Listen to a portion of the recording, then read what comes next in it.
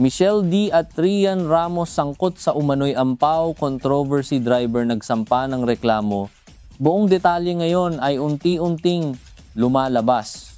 Ito ang mainit na trending balita na ngayon ay gumugulo sa mundo ng Showbiz News Philippines matapos kumalat sa social media at YouTube ang aligasyon na may kinalaman umano ang dalawang kilalang aktres sa insidenteng kinasasangkutan ng driver ni Rian Ramos, isang isyung mabilis na naging viral at patuloy na hinahanap sa mga YouTube top search keywords gaya ng Michelle D. issue today, Rian Ramos latest news at ampaw controversy explained.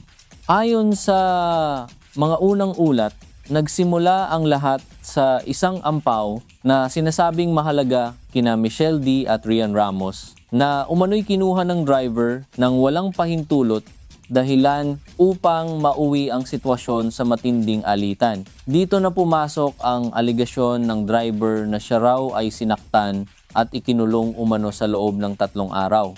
Isang mabigat na paratang na agad namang nagdulot ng galit, pagkabigla at samot-saring reaksyon mula sa publiko, lalo na sa mga taga-subaybay ng dalawang aktres na matagal nang may malinis na imahe sa industriya. Habang lumalawak ang usapin, naging usap-usapan sa viral showbiz updates na personal umanong kumilos si Michelle D. upang linawin ang nangyari, kabilang na ang pagdadala at pagpapakita ng mga larawan na sinasabing may kaugnayan sa nilalaman ng ampao upang patunayan ang kahalagahan nito at ipakita na may sapat na dahilan ang kanyang naging aksyon. Ayon sa ilang malalapit sa aktres, ang pagharap ni Michelle D. ay hindi para manakot o manakit, kundi upang magsampa ng formal na reklamo laban sa pagkuha ng ampao kahit hindi naman umano ito pagmamay-ari ng driver, bagay na lalo pang nagpasiklab sa diskusyon kung sino nga ba ang tunay na may kasalanan sa isyong ito.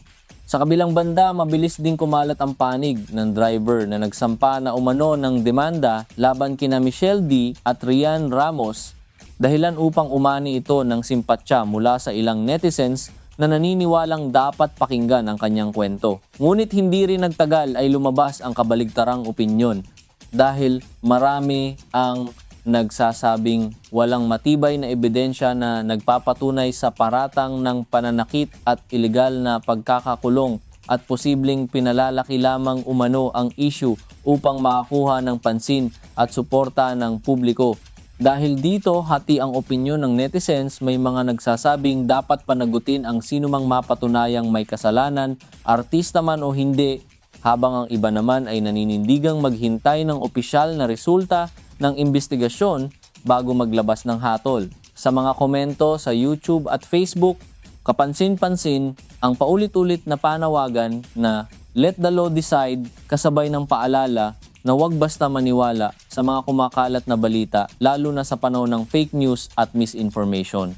Samantala, ayon sa mga latest showbiz reports, nananatiling tikom ang bibig ni Rian Ramos hinggil sa detalye ng issue, habang ang kampo ni Michelle D. ay sinasabing handang makipagtulungan sa mga autoridad at isumite ang lahat ng kinakailangang ebidensya upang tuluyang malinawan ang kontrobersiya.